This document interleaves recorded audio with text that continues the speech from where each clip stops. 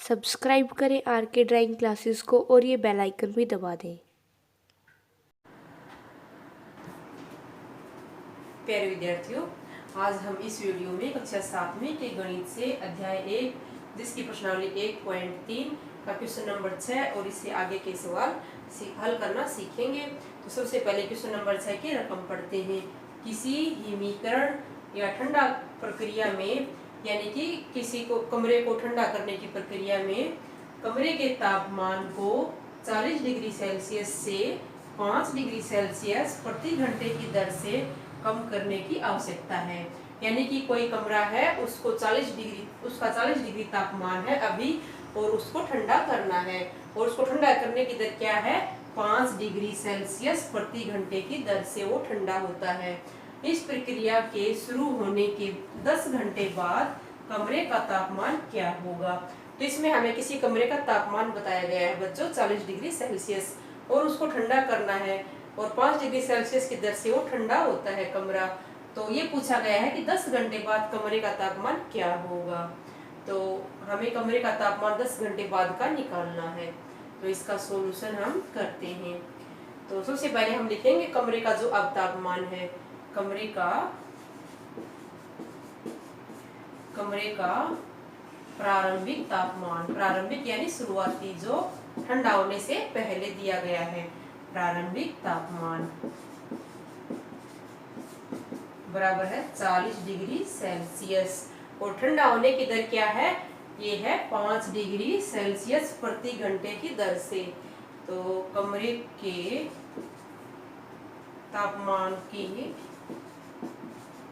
तापमान को ठंडा होने की दर बराबर है 5 डिग्री सेल्सियस प्रति घंटा। और अभी इस प्रक्रिया के शुरू होने के 10 घंटे बाद का पूछा गया है। तो 10 घंटे बाद तापमान कमरे का कितना होगा? 10 घंटे में कितना ठंडा हो जाएगा कमरा? 5 डिग्री सेल्सियस 1 घंटे में कम होता है। तो 10 घंटे में कितना कम हो जाएगा? 10 गुना 5 50 डिग्री सेल्सियस कम हो जाएगा। फिर हम इस 40 डिग्री सेल्सियस में से 50 डिग्री सेल्सियस घटा देंगे, उतना तापमान कमरे का हमारा हो जाएगा। तो 10 घंटे बाद कमरे का तापमान, हमारे पास जो अब कमरे का तापमान है 40 डिग्री सेल्सियस, उसमें से क्या करेंगे? हम घटा देंगे। कितना तापमान घटाना है? 5 डिग्री सेल्सियस प्रति घंटा की दर से घटाना है, और 10 घंटे का तापमान घटाना है, यानी कि 10 गुना में 5 डिग्री सेल्सियस ये तापमान था। तो अब यहाँ से हमारे पास ये 40 डिग्री सेल्सियस था, 40 डिग्री सेल्सियस माइनस में 10 पंजे 50 डिग्री सेल्सियस। तो अब हम देख रहे हैं 40 प्लस का है और 50 माइनस का है, तो यहाँ से बड़े में से छोटा घटा देंगे। यहाँ पर आ जाएगा 10 डिग्री सेल्सियस, और ये 10 कैसा आएगा? ये माइनस का आएगा, क्योंकि 50 माइनस का है, 40 प्लस का छोटा है। तो इस प्रकार ये हमारा -10 डिग्री आंसर यहाँ से हमें प्राप्त हो जाएगा, जो 10 घंटे बाद कमरे का तापमान है बच्चों। अब हम क्वेश्चन नंबर 7 सीखेंगे।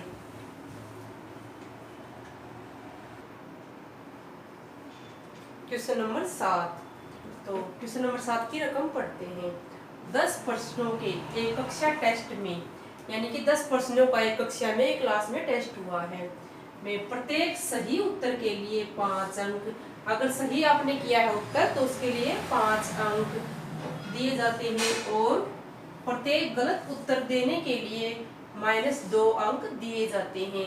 अगर उत्तर सही है तो 5 अंक मिलेंगे, और उत्तर गलत है तो -2 अंक आपको मिलेंगे, यानी कि 2 अंक आपके काट दिए जाएंगे।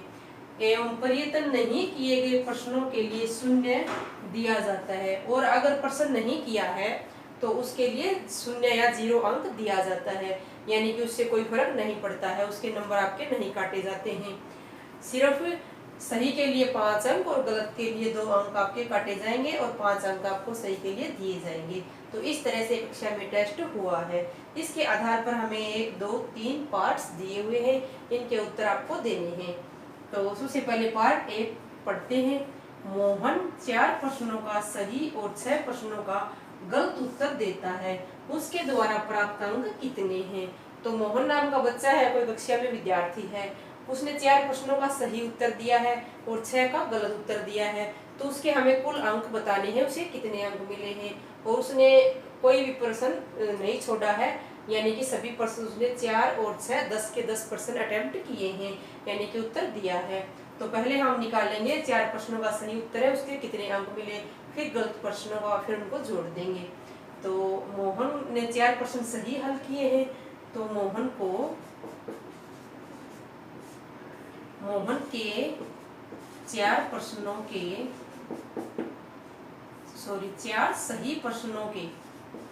सही प्रश्नों के लिए मिले अंक या प्राप्तांक भी आप लिख सकते हैं यहाँ पर।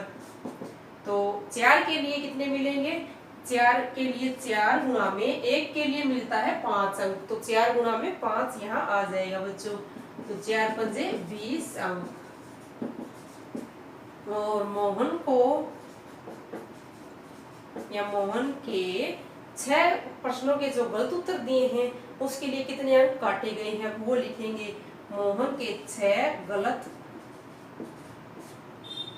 प्रश्नों के लिए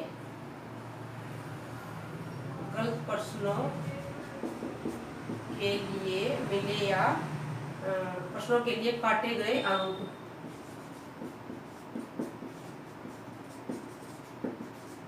कितने हो जाएंगे, 2 गुणा में -2 अंक काटे जाते हैं उसके। -2 गुणा में कितने हैं गलत प्रश्न, 6 हैं, तो -2 गुणा 6 2 × 12 अंक, ये यहाँ पर -12 मिलते हैं उसको गलत प्रश्नों के लिए। अब उसके कुल अंक हमें बताने हैं कि उसके द्वारा प्राप्त अंक कुल कितने अंक उसको प्राप्त हुए हैं। तो मोहन के द्वारा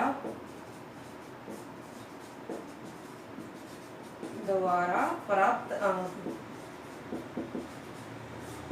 बराबर है, क्या आएगा, 20 और -12 को हम जोड़ लेंगे बच्चों, 20 प्लस में -12, तो हमें 20 तो प्लस का है और 12 माइनस का है, और दोनों को क्या करना है, जोड़ना है।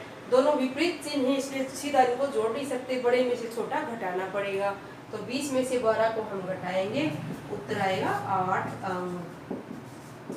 तो इस प्रकार मोहन को कितने अंक मिलेंगे, केवल 8 अंक मिलेंगे, क्योंकि उसने 6 प्रश्नों के तो गलत उत्तर दिए हैं, इसलिए उसके 12 अंक काट दिए गए हैं सही उत्तर में से। तो अब देखते हैं पार्ट 2।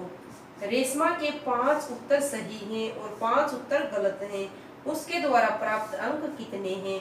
अब जैसे मोहन के यहाँ पर 4 प्रश्नों के सही थे, उस तरह रेशमा के 5 ही उत्तर सही हैं और 5 गलत हैं, यानी इसने भी 5 और 5 10 प्रश्न किए हैं, कोई भी प्रश्न नहीं छोड़ा है। तो अब इसके भी प्राप्त अंक हमें बताने हैं, रेशमा के भी। तो यहाँ पर लिखेंगे रेशमा के, यहाँ पर सॉल्यूशन लिख दीजिए आप। तो रेशमा के सही उत्तर के लिए अंक, सही उत्तर के लिए प्राप्त अंक बराबर है 5 उत्तर सही हैं, तो 5 गुणा में हो जाएगा 5, क्योंकि एक सही के लिए मिलते हैं 5 अंक। 5 गुणा में 5 बराबर है 25 अंक। अब रेशमा के गलत उत्तर के लिए प्राप्त अंक कितने हो जाएंगे, 5 गलत उत्तर हैं, एक गलत उत्तर देने के लिए मिलते हैं -2 अंक, ये वाले 5 गुणा -2 बराबर है 5 दूनी 10, और ये प्लस का 5 है, ये माइनस का 2 है, तो यहाँ से हो जाएगा -10 अंक। अब रेशमा के हमें प्राप्त अंक बताने हैं, कितने अंक मिले उसको।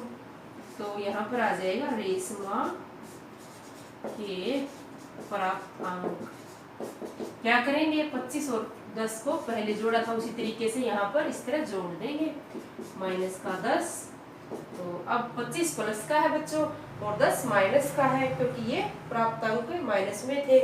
तो ये इन दोनों को जोड़ना है हमें, बड़े में से छोटा घटा देंगे, 25 में से 10 चले जाएंगे, यहाँ आ जाएगा 15 अंक। और ये 15 प्लस का आएगा, क्योंकि 25 प्लस का है, इसके आगे कोई निशान नहीं है तो इसका मतलब ये प्लस का होता है। अब देखते हैं इसका पार्ट नंबर 3। हिना ने, अब हिना और कोई तीसरी छात्रा है, हिना ने कुल 7 प्रश्न किए और उनमें से 2 का उत्तर सही और 5 का उत्तर गलत है। यानी हिना ने 7 प्रश्न किए हैं और 2 का उत्तर तो सही दिया है और 5 का उत्तर उसने गलत दिया है, तो उसे कितने अंक प्राप्त हुए हमें ये बताना है। यानी हिना ने कुल 7 प्रश्न किए हैं, कुल 10 प्रश्न थे, यहाँ पर हमने देखा था शुरू में यहाँ 10 प्रश्न थे, तो यानी हिना ने 3 प्रश्न नहीं किए हैं जिनके लिए उसको 0 अंक मिलेंगे, और 2 का उत्तर सही है उसके लिए उसको 2 गुना 5 10 मिल जाएंगे, और 5 का 5 गुना में 10 जो गलत है उसके लिए -10 मिलेंगे। फिर हम उनको सबको जोड़ देंगे। तो अब यहाँ पर हम हिना का प्राप्तांक निकालेंगे। पहले हिना के हम जो सही उत्तर है उनके लिए अंक लिखेंगे। हिना को सही उत्तर के लिए प्राप्त अंक बराबर है, हिना ने 2 का ही उत्तर सही दिया है तो 2 गुना में आ जाएगा बच्चों 5 अंक मिलते हैं ना एक के, तो 2 गुना में 5 बराबर है 10 अंक। अब देखते हैं हिना को गलत उत्तर के लिए प्राप्त अंक। गलत किए हैं उसने 5 प्रश्नों के उत्तर हिना ने गलत दिए हैं, तो 5 गुना में क्या आएगा, गलत के लिए मिलते हैं -2 है, तो यहाँ से हमें प्राप्त हो जाएगा 5 दूनी 10 -10 अंक। 3 प्रश्न हिना ने नहीं किए हैं, तो प्रयत्न नहीं किए गए प्रश्नों के लिए 0 अंक दिए जाते हैं बच्चों। तो हम यहाँ पर 0 या तो आप लिख सकते हैं या इसको छोड़ भी सकते हैं, क्योंकि 0 की वैल्यू नहीं होती है जोड़ घटा में। तो हिना के द्वारा प्रयत्न नहीं किए गए प्रश्नों के अंक बराबर है 0 गुना में 3 बराबर है 0, क्योंकि 3 प्रश्न उसने अटेम्प्ट नहीं किए हैं, प्रयत्न नहीं किया उसने, 7 किए हैं, तो 0 गुना में 3 0 अंक आ जाएगा। अब हिना के कुल अंक हमें ज्ञात करने हैं। हिना के द्वारा उसे कितने अंक प्राप्त हुए दिया हुआ है ना, पूछा हुआ है, तो हिना के द्वारा प्राप्त अंक बराबर है 10 जमा में -10 और जमा में 0। तो अब हम यहाँ देख रहे हैं 0 तो किसी में जोड़े या घटाए तो ज्यों का त्यों रह जाता है, तो 10 ये प्लस का 10 है, इसके आगे निशान नहीं है तो ये प्लस का है और ये माइनस का है, तो 10 में से 10 हम घटा देंगे 0 आ जाएगा। तो यहाँ पर हिना को 0 या 0 अंक प्राप्त हुए हैं, यानी हिना को 0 मिला है और मोहन को 8 अंक प्राप्त हुए थे और रेशमा को प्राप्त हुए थे 15 अंक। तो इस प्रकार आप इनके सही उत्तरों के लिए और गलत उत्तरों के लिए अंक अलग अलग निकाल के सही में से गलत के घटा के आप निकाल सकते हैं। तो अब हम करेंगे क्वेश्चन नंबर 8।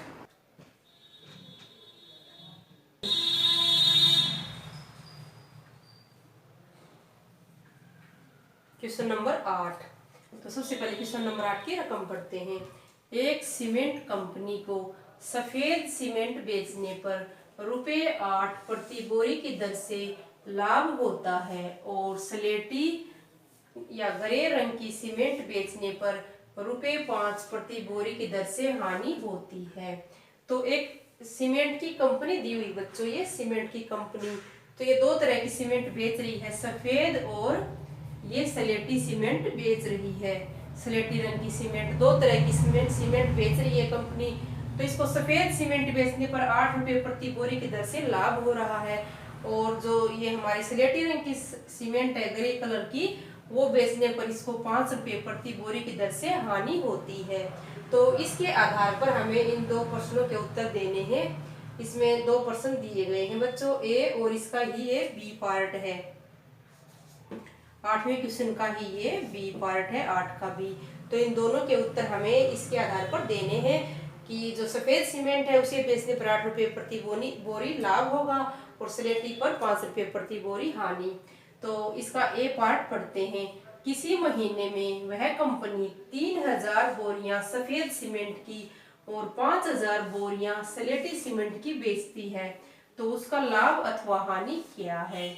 तो हमें इसमें बताना है कि 3000 बोरियां बेची हैं किसी महीने में कंपनी ने, 3000 बोरियां सफेद सीमेंट की बेची हैं और 5000 बोरियां स्लेटी सीमेंट की बेची हैं किसी महीने में, तो उसका कुल लाभ और हानि हमें बताना है बच्चों। तो सबसे पहले हम निकालेंगे उसका जो सफेद सीमेंट से लाभ होता है वो, फिर उसकी हानि देखेंगे, फिर देखेंगे हानि या लाभ में से कौन सा ज्यादा है। तो पहले हम लिखेंगे कंपनी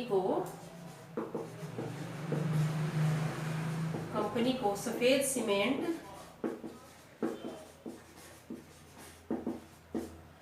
बेचने पर कुल लाभ, क्योंकि जब भी वो सफेद सीमेंट बेचती है उसे 8 रुपये, सफेद सीमेंट बेचने पर 8 रुपये प्रति बोरी की दर से लाभ होता है। तो 8 गुणा में क्या करेंगे, 3000 बोरियां बेची हैं किसी महीने में, तो 8 गुणा में 3000 कर देंगे और 8 तिये 24 और 1 2 3 0 हम गिन के लगा देंगे, ये रुपये आ जाएगा। और फिर कंपनी ने क्या किया है, स्लेटी सीमेंट भी बेची है 5000 बोरियां, तो कंपनी को स्लेटी सीमेंट बेचने पर कुल हानि, कितनी हानि होती है, एक बोरी पर होती है बच्चों 5 रुपये प्रति बोरी हानि होती है। आप रुपये को इस तरह से भी लिख सकते हैं, इस तरह से आप रुपये को भी लिख सकते हैं। तो 5 गुणा में कितनी बोरियां हैं सीमेंट की, स्लेटी सीमेंट की 5000, तो यहाँ पर आ जाएगा 25,000 रुपये। तो अब बच्चों हम देख सकते हैं क्लियर इसमें दिखाई दे रहा है, लाभ 24,000 हुआ है, हानि 25,000 हुई है, तो हानि ज्यादा हुई है। तो इसमें हमें मिलेगा उसका लाभ अथवा हानि में क्या क्या होगा, कंपनी को हानि होगी, क्योंकि ज्यादा हानि के रुपए हैं 25,000। तो कंपनी को कुल हानि बराबर है, क्या करेंगे 25,000 में से 24,000 को हम घटा देंगे, 25 में से 24,000 घटाएंगे 25,000 में से, तो 1000 रुपये हमें यहाँ से प्राप्त हो जाएंगे। तो यहाँ आंसर हमें मिल जाएगा, आंसर बराबर है रुपये 1000। तो अब हम बी पार्ट देखते हैं बच्चों। यदि बेची गई स्लेटी सीमेंट की बोरियों की संख्या 6400 है, यानी 6400 है, तो कंपनी को सफेद सीमेंट की कितनी बोरियां बेचनी चाहिए ताकि उसे न तो लाभ हो और न ही हानि। बच्चों पुस्तक में यहाँ सफेद की जगह स्लेटी दिया हुआ है, यहाँ पर सफेद सीमेंट ही आएगा। तो अब इसमें बताया गया है कि स्लेटी सीमेंट की बोरियां बेचती कंपनी ने 6400 और स्लेटी सीमेंट की बोरियां बेचने पर आपको पता है हानि होती है 5 रुपये प्रति बोरी की दर से। ये जो हमारी स्लेटी सीमेंट बेचने पर 5 रुपये प्रति बोरी की दर से हानि होती है कंपनी को, तो 6400 पे हानि हो जाएगी बहुत ज्यादा, कितनी होगी 6400 गुणा में 5। तो कंपनी को सफेद सीमेंट की कितनी बोरियां बेचनी चाहिए ताकि उसे न तो लाभ हो और न ही हानि। तो हमसे पूछा गया है कि जो ये हानि हुई है इसको बैलेंस करने के लिए, यानी कि न तो लाभ हो कंपनी को न हानि हो, सफेद सीमेंट की कितनी बोरियां बेची जानी चाहिए। तो इसके लिए हमें पता होना चाहिए कि स्लेटी सीमेंट की बोरियां बेचने से कुल हानि कितनी हुई है। फिर हम उस कुल हानि को, जो हमें सफेद सीमेंट एक बोरी बेचने से जो लाभ होता है 8 रुपये, उससे हम उसको भाग कर देंगे, तब हमें उन बोरियों की संख्या मिल जाएगी सफेद सीमेंट की बोरियों की। तो यहाँ से हम पहले क्या करेंगे, स्लेटी सीमेंट की बोरियों से कुल जो हानि हुई है वो लिखेंगे। स्लेटी सीमेंट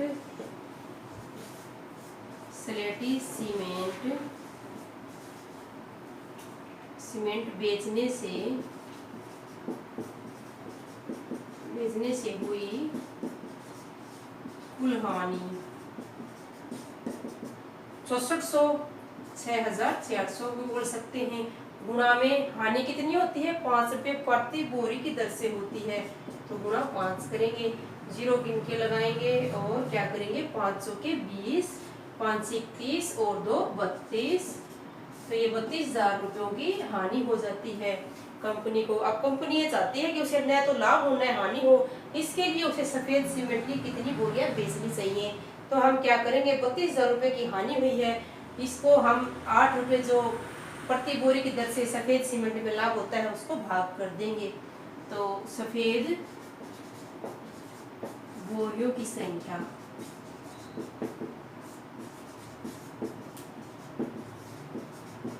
बराबर है 32,000 भाग में 8 आ जाएगा।